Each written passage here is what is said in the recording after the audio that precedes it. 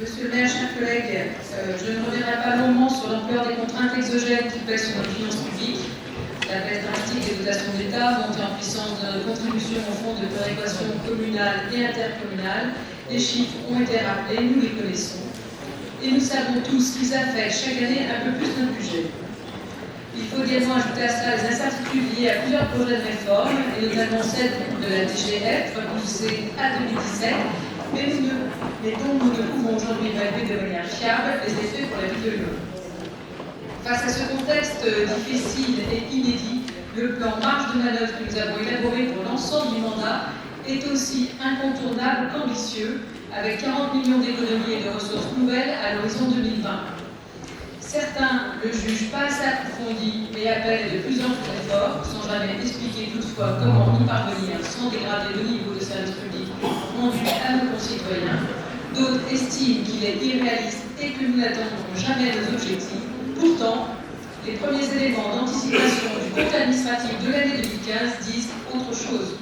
Nous devrions atteindre cette année 7,6 millions d'économies et donc remplir, voire dépasser les objectifs que nous nous étions fixés.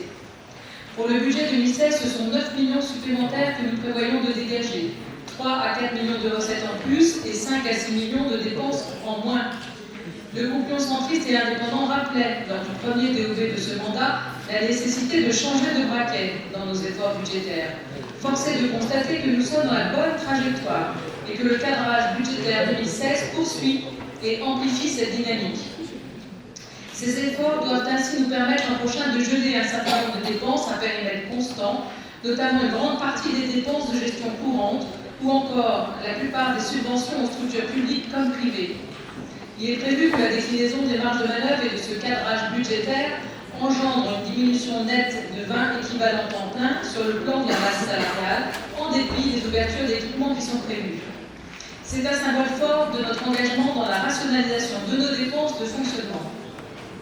Ces efforts, nous les faisons dans la contrainte, mais nous ne les faisons pas vainement. C'est à cette condition que nous pourrons, en 2016, comme les années précédentes, poursuivre ou lancer des investissements ambitieux à hauteur de 116 millions d'euros. Ce sont autant d'équipements rénovés ou construits, d'opérations lancées pour améliorer concrètement, au plus près du terrain, la qualité de vie de notre cité. Modernisation de l'hôpital de Beauhargnaux, lancement du futur groupe scolaire sur l'île Aubernier dans le 8e, bibliothèque dans le 6e, aménagement d'un gymnase dans la ZAC du Bonlay dans le 7e, production de logements sociaux, rénovation de résidences seniors, pour n'en citer que quelques-uns. C'est là tout le sens de ce cadrage budgétaire. Continuer, in fine, à proposer aux Lyonnaises et aux Lyonnais un service public de qualité qui réponde à leurs besoins. Les orientations stratégiques que nous nous proposons d'adopter en vue de l'élaboration du budget 2016 sont donc à la hauteur des enjeux et le groupe Union centriste indépendant les approuve très favorablement. Je vous remercie. Merci beaucoup, Madame Guet.